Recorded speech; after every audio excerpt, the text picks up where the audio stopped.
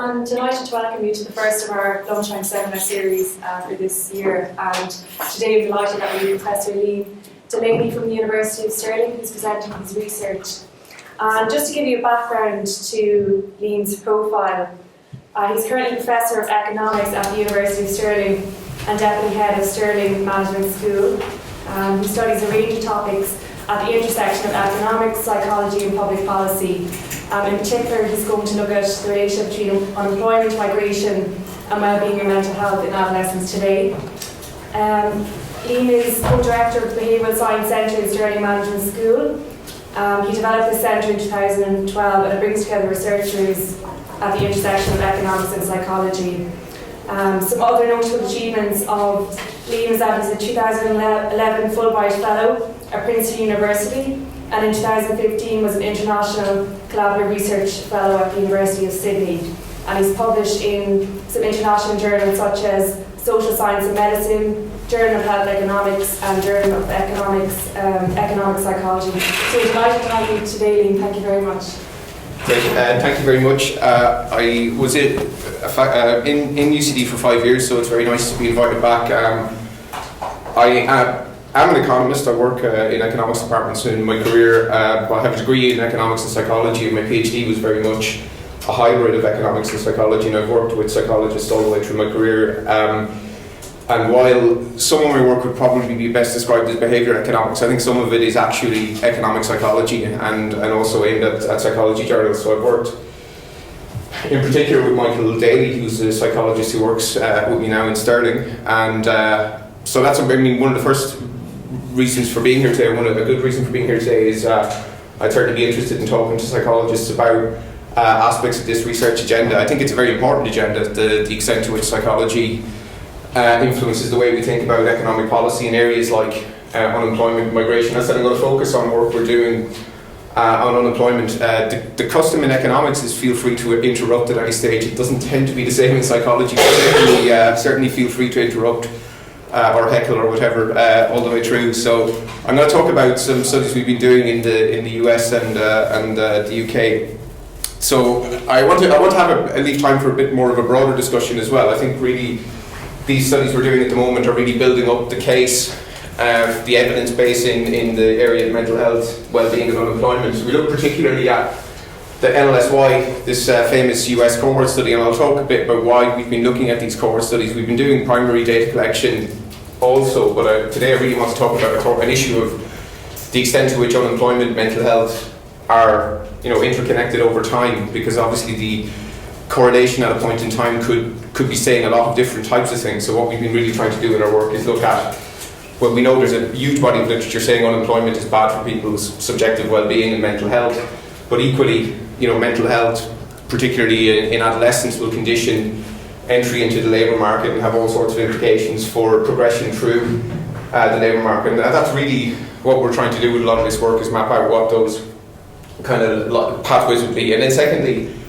there's a lot of discussion about whether this type of work individualises issues too much. So we've been working a lot on the interaction between psychological variation, kind of broadly defined, but in particular mental health, and kind of structural changes in the economy.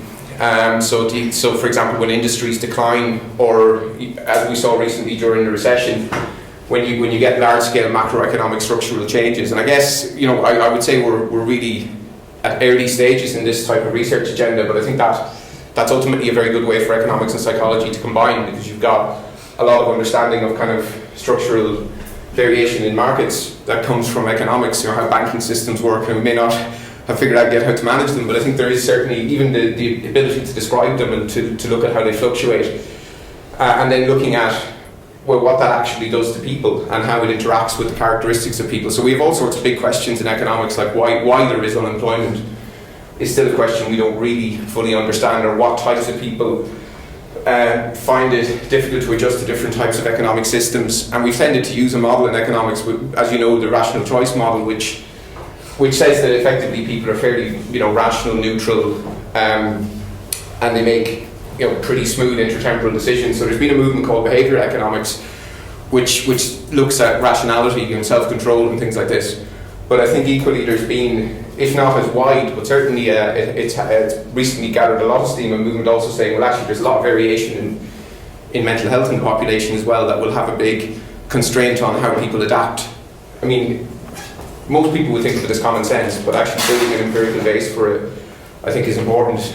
So as I said, I've worked on topics like migration, so the interaction of mental health and migration. Again, not just looking at whether migration is stressful, but rather under what type of conditions people with different types of mental health choose to migrate, or how their mental health is conditioned by their childhood and what that might imply for the post-migration experience. And I think from a whole body of literature, those things are important. So as I said, we're going to look at the extent to which mental health influences employment outcomes, and then look at interactions with structural changes, in particular looking at the Great Recession, but it'd be good to talk to people about other types of things. In particular, I think if you look at the Irish context, regional changes, the types of industries that are changing and so on, and what that implies for the folks that are in them. So I've tried to keep the amount of statistical jargon manageable, assuming that there's a variation of methodological ideas in the room, but we will try to look again at another issue, which is causality, which is the extent to which mental health actually influences employment outcomes, as opposed to being reflective of a whole bunch of other things that are going on. So as I said, there is a discussion, if you haven't, I mean, Lord Layard, I'm sure some of you have heard of him, and he's drawn a lot of interesting debate, which I'll talk about in the discussion, about the extent to which mental health should come into wider scale public policy. And we saw yesterday in the UK there was an announcement of a new shadow minister for mental health in the Corbyn cabinet. So there's a huge amount of discussion, not totally supported by all psychologists in the area. Some people, as I say, said that maybe it's too narrow a view of mental health and so on, but certainly I think one worth debating about whether mental health has been something that's in essence being seen as part of the broader gamut of health, and maybe lost a bit in that wider concept. And if we look at the actual impact from Layard's work and others of the sort of economic impacts of mental health, it makes a lot of things that we would traditionally think about in economics kind of pale into significance in terms of its the effects that these things have in terms of healthcare, and so on and so forth.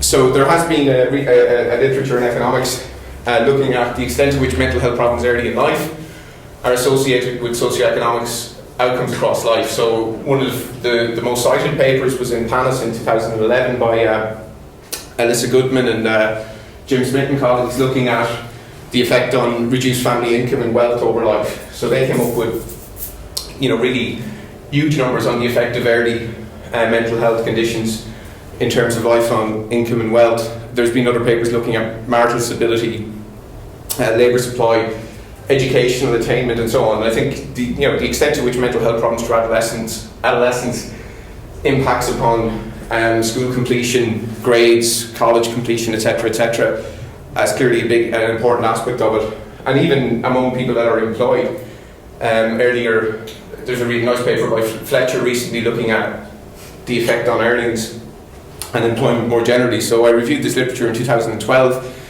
It's moved on a bit since, and we also did some primary data analysis for this and concluded that mental health problems really dominate physical health problems in childhood if you're looking at the lifelong sort of economic consequences. As I said, I'll leave time for discussion, because I think I don't think it's a simple matter of estimating those effects and then saying let's have mass mental health intervention. There's obviously a stage in between, but I do think there's it is interesting that people have been thinking about these types of things. So we've published a number of papers recently on it. Sorry, jumping ahead. So why unemployment? So I've worked on unemployment since my PhD. We know it's a key outcome which negatively affects human welfare. And this has been studied now in hundreds of papers. It survives any sort of, or certainly any sensible sort of attempts to adjust for causality and covariates and so on. Being laid off from your job is in Western countries a stressful event. There's a huge discussion actually beginning about the extent to which it is Western specific, or at least specific to countries that have formal labour markets, but certainly in countries like Ireland, the UK, Europe, etc., it seems incontrovertible that being laid off is negative for any sort of measure of well-being, and that those effects are comparable to large-scale life-altering events like a chronic illness. So I think, why we're looking at unemployment, I think if you look at the magnitude of the effects in terms of how it actually affects well-being, they're quite dramatic. And there's large economic costs to society via increased welfare payments, reduced productivity, and so on. But I think even those are fairly trumped by just the personal, subjective costs of unemployment. I think the actual costs of just however you want to verbalise it, but the psychological distress involved in unemployment is very large. It's particularly relevant, obviously, given the large increase in unemployment rates. I think particularly youth unemployment rates. We've got youth unemployment rates now in countries like Spain that are above 50%. Our own rate, even with an element of an economic recovery, has still remained above 20%. And it seems to be becoming an endemic feature of the way that we run our economies. So I think understanding a lot more about it, the human toll of it, and in particularly the kind of long-run dynamic effects like scarring. So for example, even if you're unemployed in your 20s, so I've done studies on people that were unemployed during the 80s. And again, even with a substantial range of controls, you find, even if they've got back into employment, you still find residual psychological and economic effects of unemployment through the life course. And I would say, different disciplines have different understandings of it. People like Marie Jahoda in sociology have been researching these issues since the 20s and 30s. But I don't think there's anyone who could reasonably say that we've figured out, in a public policy sense, what the policy implications of these types of findings are, or what the sort of relative importance of these pathways are. So that's really what's motivating us in the work. I mean, in terms of the work that we're doing in the US, there's obviously been a big jump in unemployment, which is coming down recently, so there's been a big improvement in American fortunes. But at the time that we were really looking at these studies, there was a sharp jump in unemployment, and mirroring experience in other OECD countries, a very large increase in youth unemployment. So there's actually not that much work looking at the effect of mental health on unemployment itself and unemployment over the life course in this type of structure. And as I said, there is an interesting issue.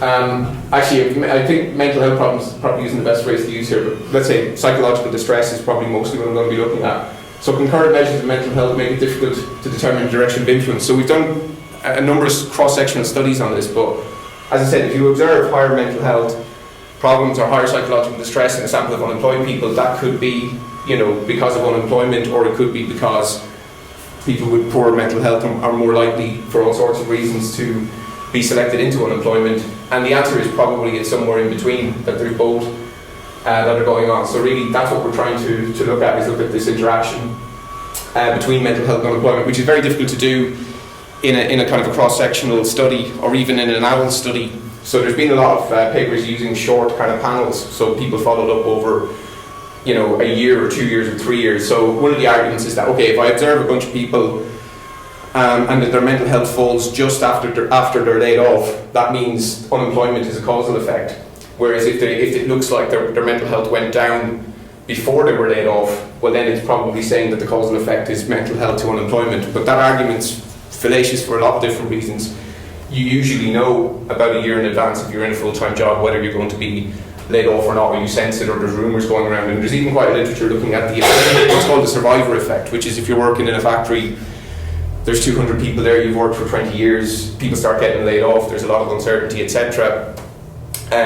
You see well-being effects even in the people that aren't made unemployed. So I think the reason we look at childhood associations is to try to go back and see, well, even before people came into the labour market at all, can you predict something from, and in this case we're going to be using, I anticipate tutting from the serious psychometricians in the room, but we are using very short measures of psychological distress. And actually, in some sense, as we'll see, the fact that they're so predictive, even though they're very, very simple measures, would make you wonder, it makes you appreciate the potential real magnitude of the effects.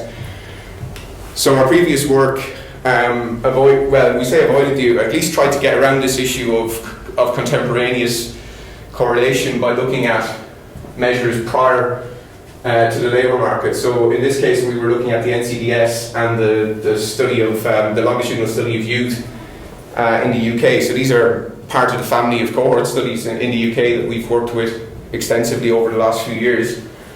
And what we were doing was predicting unemployment later on in life from measures of mental health taken at age 7 in the NCDS and age 14 in the LSYPE. So this is before they've had any chance for the labour market to influence their mental health. So these are very brief measures of mental health, brief measures of psychological distress. In the case of the NCDS, they're teacher reported, and in the case of the LSYPE, they're reported by the pupil. So there's clearly an issue as to whether parents, teachers or pupils report these. But again, even taking that into account and taking into account that the NCDS people are born in 1958 and the LSYE people are born in the noughties effectively, the magnitude of the effects are quite similar. So the probability of being unemployed at any time throughout life substantially increases. Controlling for measures of the kitchen sink type level control, so controlling for family socioeconomic characteristics, many measures, regional controls, etc. So you get this very strong effect of moving from having no reported psychological issues or mild psychological distress up to, and with most of it going between medium to high. So when people are going into from medium to high psychological distress, you in particular see a large jump. So that's been one area of research we've been trying to explore a lot more actively, what's actually going on in the transition from adolescence into the labour market and then through the labour market for people that have reported having high levels of psychological distress. And in the case of the LSYPE, it's just GHQ basically. And with the NCDS, it's a teacher reported psych distress measure.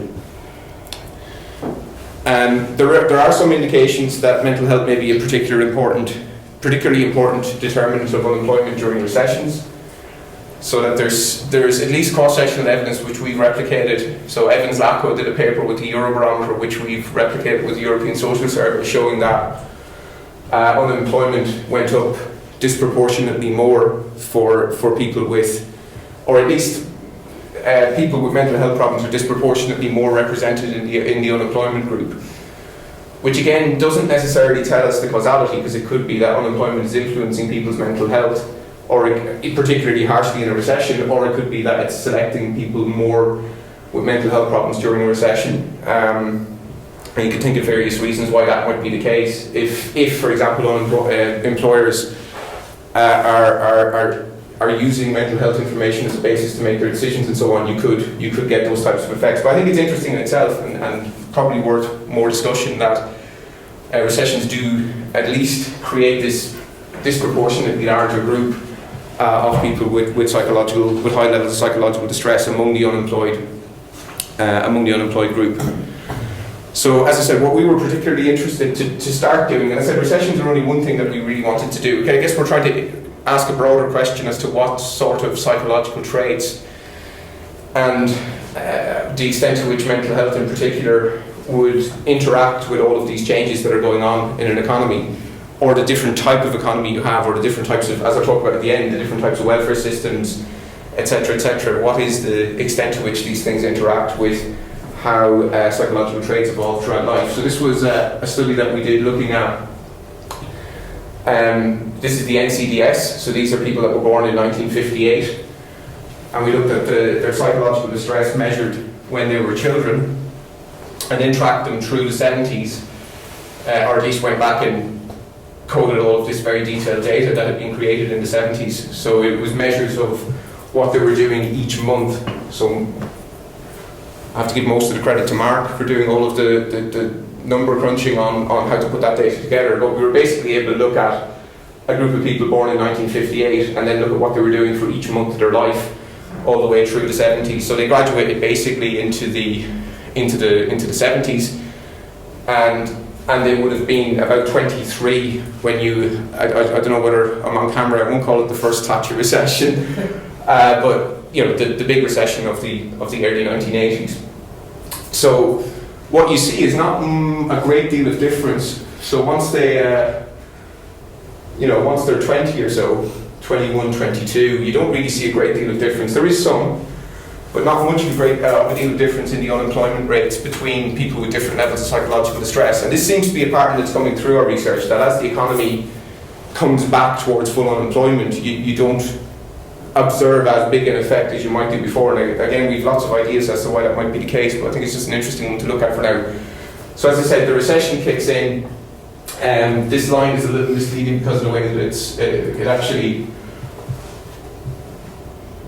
bear with me when I say that this red line is actually just before the 1980 recession. It's just got to do with the way we coded the ages. But so what happens after the recession is interesting, which is you get this really huge kind of jump up in unemployment among young people, which it would even be more exacerbated today, but a disproportionate increase among young people that have reported a high degree of psychological distress. And I think that's a very interesting pathway by which, if you've got a very volatile economy, interacting with a population that has a big heterogeneity in things like psychological distress.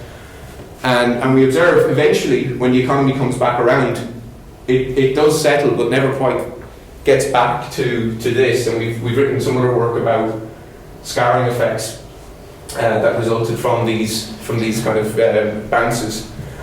So I think this is an interesting area, which would be, in essence, the extent to which economic volatility interacts with the development of psychological health throughout childhood and adolescence to condition large-scale patterns of both individual psychological distress and unemployment, but also, societal patterns of inequality and so on. And as I said, so using some other techniques, we were able to show that this gap before and after the recession, so it may not seem like a lot over a percentage point, but that is quite a lot if you're talking about unemployment. So we have a few questions really, which is one, obviously economists keep asking us, are you sure this is a causal effect? You've got a predictive effect of unemployment on outcomes. You can control for many, many things, but is it possible that there's something else? And as we've got measures of childhood conditions, there's all sorts of other measures of health conditions that the child has, even measures of intelligence, non-cognitive traits, and so on, and really very little. There's no convincing paper, including by us, that has ever really shown that the effect of mental health on outcomes is some sort of artifact or something else.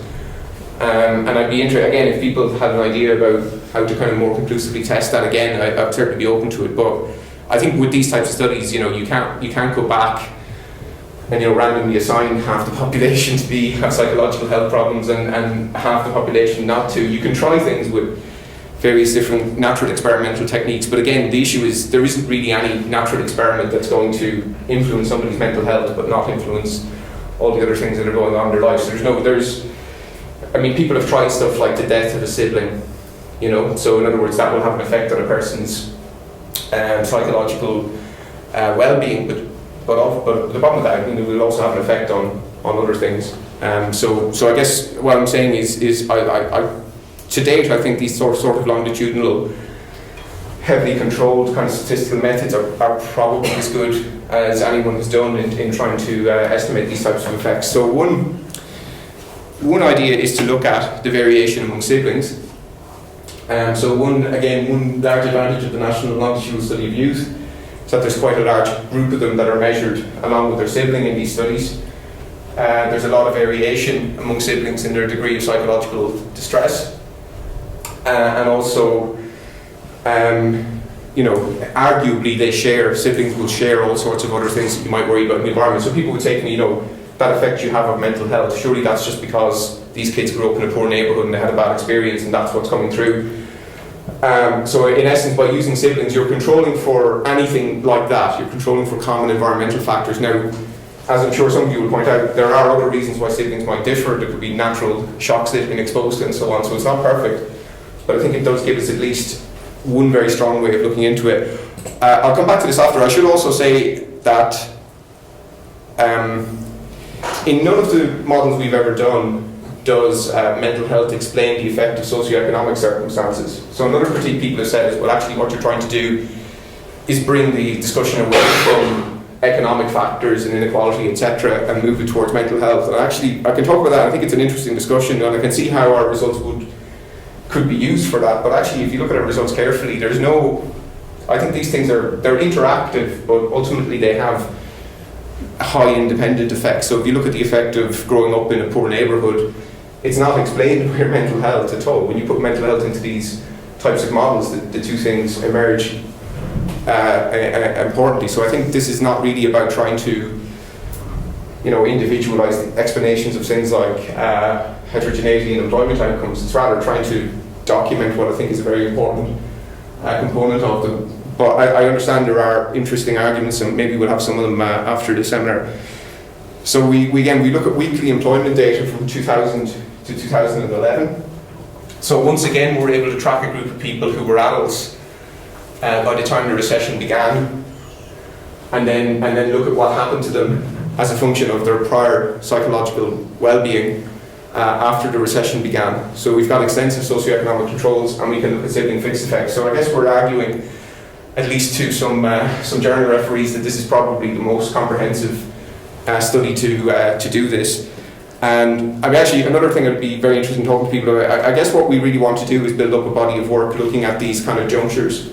So looking at what happens when you get large-scale economic change in modern labour markets. What happens to people with different levels of psychological health going in? So as I said, we've got this type of a structure where we've got people who are 13 to 17 in 1997, and then 16 to 20 in 2000, and then we can observe them. So in essence, we were a bit careful about these guys because obviously some of them could still be in school, and there's a lot of complexities about who goes to school, who goes to college, etc. But actually, by the time the big 2008 recession occurs, I guess if we go back to our previous chart, we've had some people, the camera's on, some genuinely helpful people in referees' reports trying to say that, at 22, there could be something else happening that just when you're age 22 could be driving these effects. And I guess in some sense we've got to say that, well, we don't think so. There shouldn't be much of a difference between 21 and 22, 22 and 23. Now, if it was 17 to 18, we've not been able to do certain studies because people have graduated just at the time as the recession hits. So if you graduate into a recession, it makes things a lot more complicated because you could be looking at the effect of mental health on post-graduation decisions or the recession. Whereas in this case, they've almost all the school leaving stuff has been done at that stage, and you're really just looking at the recession effect. But again, you maybe could imagine, I can't, but some people can imagine other things that might be going on. So we've got a huge amount of covariates, gender, measures of ethnicity, race, physical health, age, intelligence, and so on.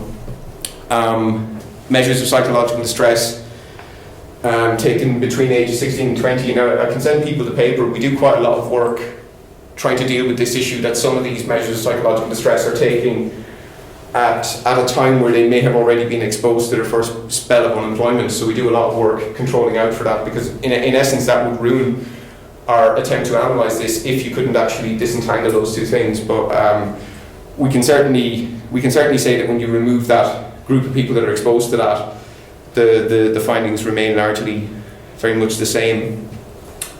And then we have monthly outcomes, employed, unemployed, out of the labour force, and so on. So I'm looking just at unemployment, but there's a lot of interesting kind of stuff that can be looked at here around transitions into disability, out of the labour force altogether, and even the extent to which people are underemployed or the career trajectory is altered and so on. But I'm going to focus on the unemployment aspect for the reasons outlined earlier. And now for the tutting part. So it is a very simple measure. I would say we've done now quite a lot of studies with different measures, and I'll show you that the effects are qualitatively very similar. we are, in this case, using secondary data. I don't necessarily think I'd choose a 5-item measure, although I have to say, one of the interesting things about this from a policy perspective is, how simple it is to predict employment pathways from what is a very, very simple measure compared to some of the other stuff that we measure routinely. And I'll show you, I think we'll all agree that this is not a Rolls-Royce mental health measure, but it is a very simple one and a very non-intrusive one to implement. And it has so we look mostly for presentational purposes, and again, if you look in the paper, we do a lot of work on the statistical properties of these, but in the rest of the presentation, I'll just focus on splitting them by whether they've scored a standard deviation above the average on this scale. So it's approximately 13% of the sample, and in other work we've looked at 16%, etc. One interesting thing, it seems to be roughly at that range where you get a big effect on unemployment. So, and it's actually something we can talk about as well, that we've never found any evidence that, let's say, moving from medium level psychological distress to mild or no psychological distress at all matters for employment outcomes, whereas moving from medium to high matters a lot. And I think it might be, again, conscious cameras on me, I might be making a leap by saying this, but it is an interesting one with regard how things like the well-being literature talks to economics, because we're simply not finding strong evidence that moving to being kind of very, very happy or having no psychological distress at all really has much of an effect on people's economic outcomes. Now that doesn't mean you wouldn't focus on well-being for a lot of other reasons, but I've certainly seen a lot of people claim that a well-being agenda would be good for productivity, whereas I think our results probably lean more to suggest that focusing on people who are severely psychologically distressed is probably at least where a lot of the employment and other economic effects are happening. So, yeah, of course, yeah. It seems like an incredibly simple scale. Yeah. What kind of percentage of people show up as severely stressed according to that, and how would that relate to, let's say, estimates of, serious mental health issues in the population? Like early on, you had a slide looking at rates of things like schizophrenia, depression, major depression, and stuff like that. Is there any? It just seems incredibly simple, but yeah, it's a really good point, and can answer it in a number of ways. One, obviously, in these data sets, they do ask whether the child has had,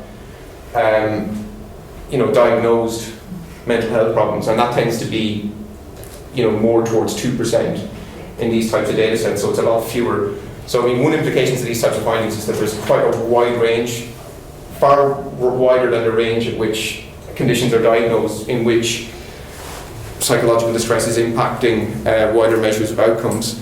The other thing I would say, we are at the moment in the middle of doing a lot of studies looking at precisely that question, again, partly using Swedish admin data and partly using these studies, just basically looking at the relative contribution of diagnosed mental conditions to scale measured conditions. But I think it's an interesting one because from a policy perspective, it's basically saying there's a big focus, or at least there is at least some focus in policy literature on if a child has a diagnosed mental health problem, what might be the implications for our outcomes in their life. Whereas this is actually saying, well, on top of that, there's a whole maybe 10% of the population or more that are just basically unhappy, sad, etc., and that's predicting quite a lot. But in answer to your other question, so that's roughly. I actually just saw this before I did the presentation. I shouldn't really use the phrase mental health problems. I think it's a bit loaded. I think high psychological distress is a better phrase.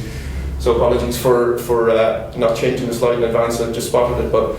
So really what this is basically from 8 up is a standard deviation above the mean.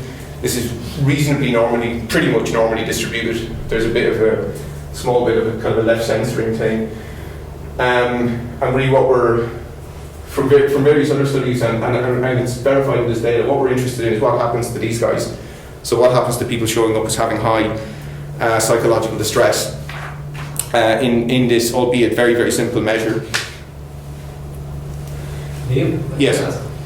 The picture you have there, has work been done on this measure, the vignette type work, to make sure that people interpret the questions in the same way? It's a very interesting question, yeah.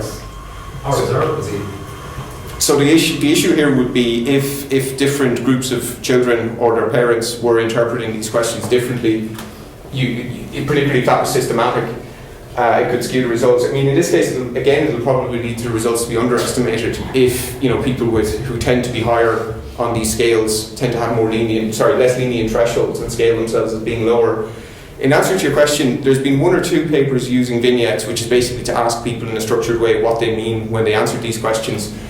But the problem with it, that just shifts the threshold issue back, because you're now looking at what they're thinking when they're interpreting the vignette question that they're doing. So, I mean, I'd be interested again to talk to people about this. The sibling fixed effects helps a bit, because it's going to control as well for interpretation effects. But, I mean, there's certainly scaling issues. We have an ESRC study in the, funded, which will be looking at the difference between teacher, parent and child reports. And as you know, there's a literature about how you triangulate the different errors in those types of things to come up with potentially a cleaner measure. But again, I'd be very interested in people's thoughts on that, because it is clearly always going to be an issue. Okay, so we've got measures of socioeconomic status. There's a big debate about how you should measure it. Mother's education is often used in the economics literature because it's very clean to measure. It's not subject to the type of non-response that you get in income and so on. But again, we don't find in this paper that really doing much with the way you measure socioeconomic status influences the impact of the mental health coefficient. I mean, I think I could probably come out and say I don't think socioeconomic status effects are explained by differences in things like self-control or mental health or intelligence or any of those types of things. I think those socioeconomic status clearly impacts kids across their life, as do these factors, and there may be some interactions between them. So Brent Roberts, who some of you know, did a very nice review on this, more or less stating that if you want to think about the link between structural factors and psychological factors, think of them in terms of interactions rather than, I mean, we've all seen various sort of crazy attempts to try to explain socioeconomic differences might be a result of intelligence differences and so on, and even just a basic cut of the data I would argue dismisses that idea. So age, we can use both age and year of birth controls because of the differences in the years they came in. Again, ethnic, probably, or racial, whatever, that's the terminology that's given, but probably ethnicity might be a better use. Again, intelligence, or measures of cognitive ability, and then quite a lot of measures of physical health. So I think many of the things you might think would correlate with mental health, particularly physical health, are controlled for.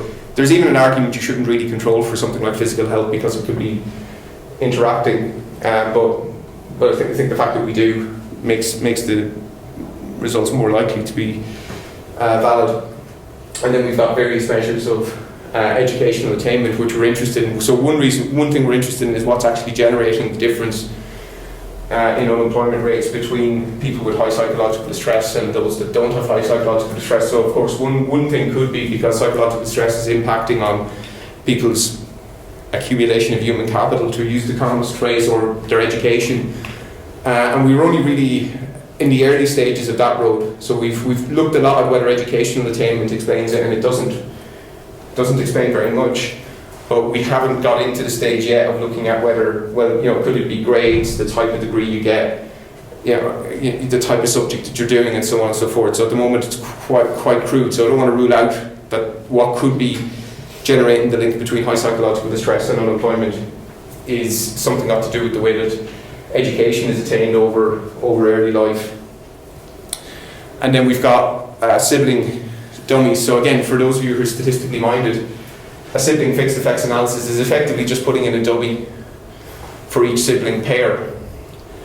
And in another sense, it's what it's doing is looking at the difference between siblings. So it gets rid of anything that is common with the siblings in the data. So it's estimated as a fixed effects estimator, as I said, for those who are familiar with the literature.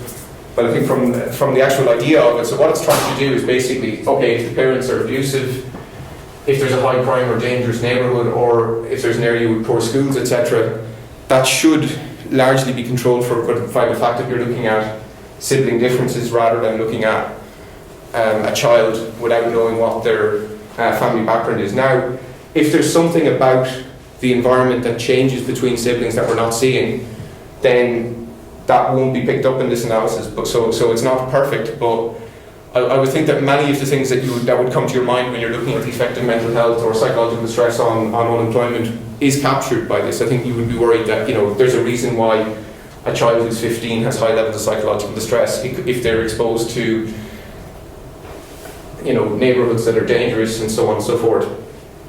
So that's really what the idea behind it is. Sorry, could I just check, do you use any sibling or do you try to match for same gender? That's a good point. That's a really good point. We have since matched it on same gender and we find very similar effects. The extent to which we can do more matching is to an extent constrained by the sample size, because, I mean, we're actually lucky that this data exists, but it's quite computationally intensive because you're including literally thousands of dummy variables and trying to estimate them with. We talk about this in the paper, but it's a very good point. I mean, ideally, you would try to get further down by looking at nearest age siblings and so on and so forth. And I've been looking at whether there is some. I mean, Dave is probably the most econometrically minded in the room, and I might talk to him about it. But there might be some way of doing a statistical matching approach. But at the moment, all we're looking at is sibling fixed effects. But it's a very good point. So okay, again, for those of you not statistically minded, this is just basically a predictive discriminant analysis of Probit, looking at unemployment at each time point as a function of controls, etc., clustered for standard errors. So the fact that each observation is appearing many times is controlled for in the analysis, and then looking at an analysis of total weeks unemployed. And then we do the same with sibling effects. So we look at the raw effects and then look at what's happening when we control for the sibling fixed effects analysis. Okay, so in terms of the descriptive statistics, so there's more high psychological distress among females than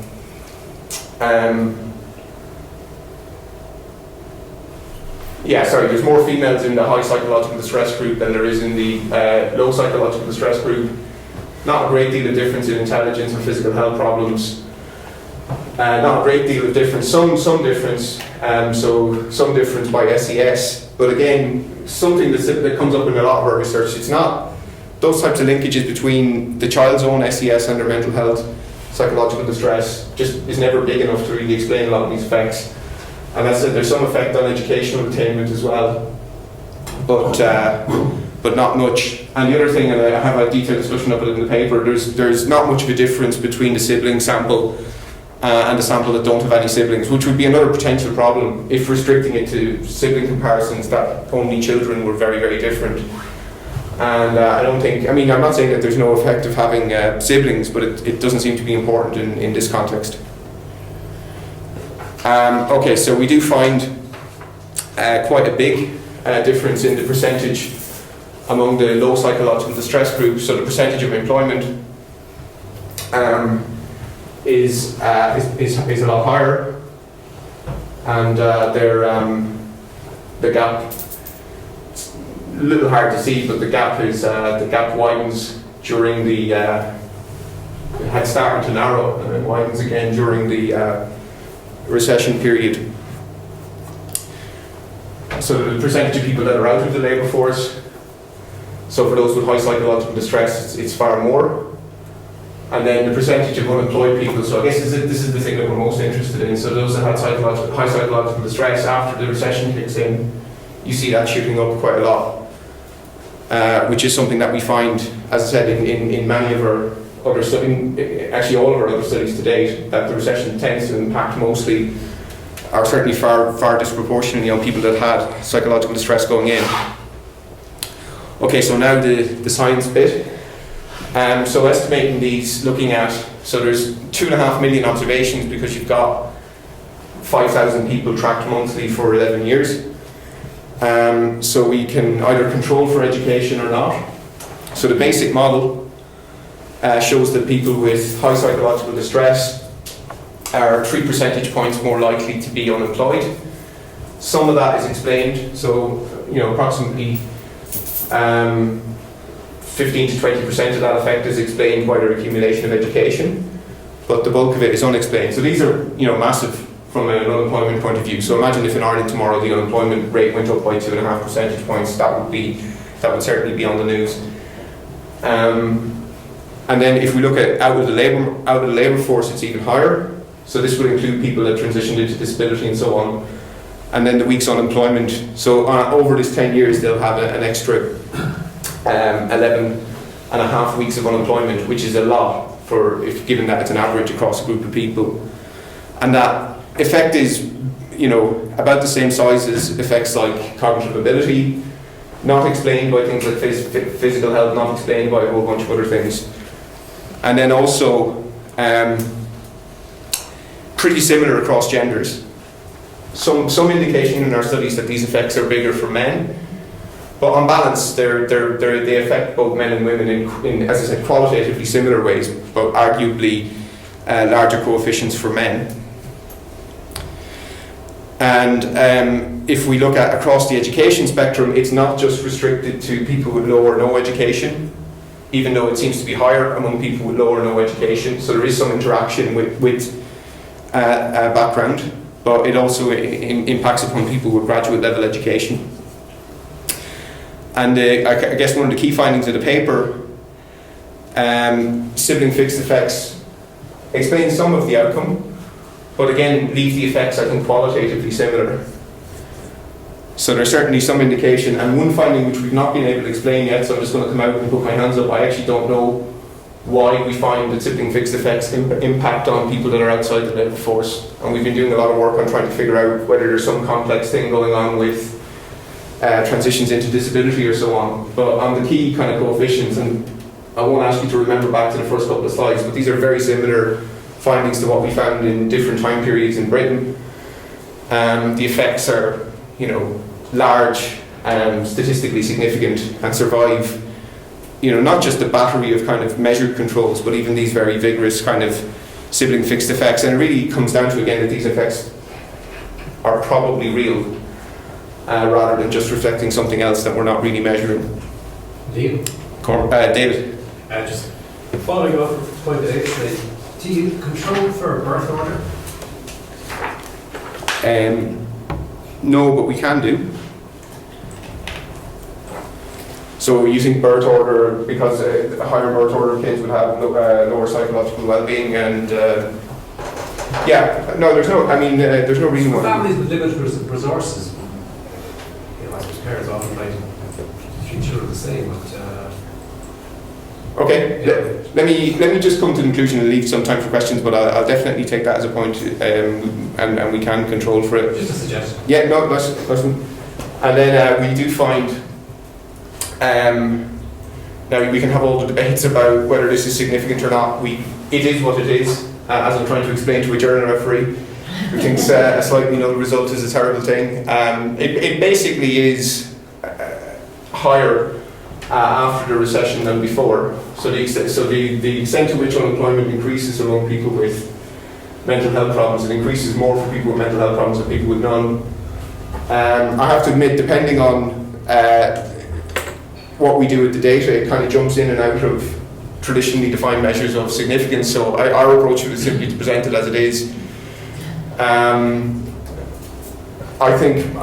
me tell you what I honestly think about this. I think if you look at the degree of similarity of the results across the different studies, I think it would be a bit foolish to say, this is not evidence that there's something going on with the data in terms of the recession interaction. I think, broadly speaking, what we're finding is similar results across studies, with some element of caution as to how you would interpret any particular study. And I also would say, as we start, for example, when you impute missing values and add more data, these things do tend to that's where the significance jumping starts to happen. But I think I'm happy enough to say that across the studies we find very, very strong evidence for a recession interaction. In this particular case, in this individual study, bordering on traditional measures of statistical significance. So I won't dwell too much more on that. Okay, so pathways to unemployment.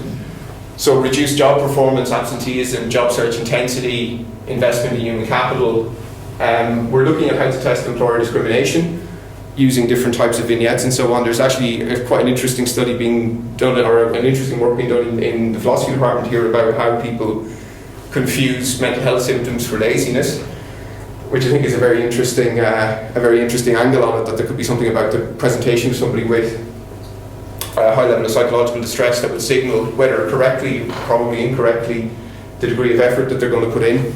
So there are a lot of stuff that we can test with this data, occupational, industry sorting and so on, but things like employer discrimination are much harder. So we look at the type of occupations that people select into, the types of industries, so whether people are selecting into more kind of unstable industries, etc. And we look at job search methods.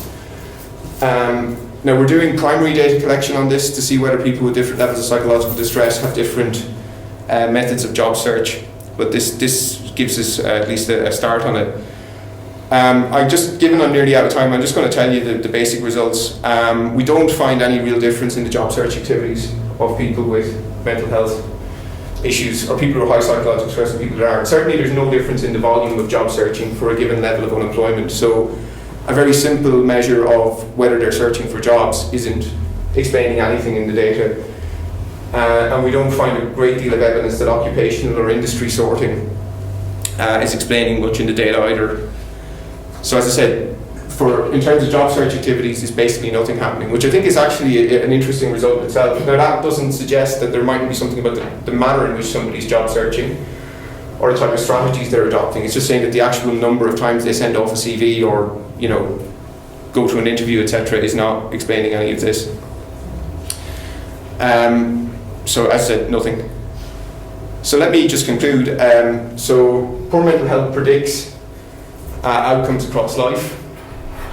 There's higher effects after the recession than before in a lot of studies and in this study. As Laird and others have said, mental health should be considered an important factor, or at least that's what he's arguing, that mental health should be considered as a broad, important economic factor in the production of economic success. Now there's been quite a lot of policy recommendations that I put forward more for debate than necessarily so enhanced labour market activation. So people like Laird and others have argued that there should be a huge expansion in the amount of mental health services available to people. Also issues around employer mental health promotion and so on.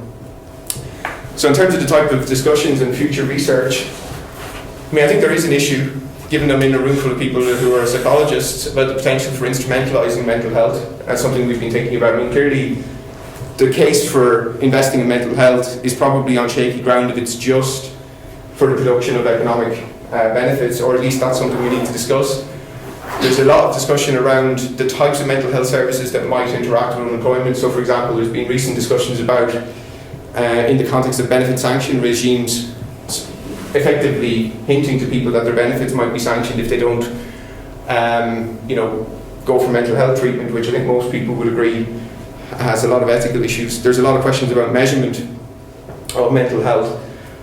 So one piece of research we're doing at the moment, so the benefit sanction regime in the UK has changed dramatically over the last few years, including as many as 1 in 6 people being sanctioned in any given year. Now a sanction would be you leave the job centre with 4 weeks of no income. So I think the interaction of those things with mental health, suicide, etc., is something that we think is very important, and we're currently in the middle of working on a study on that.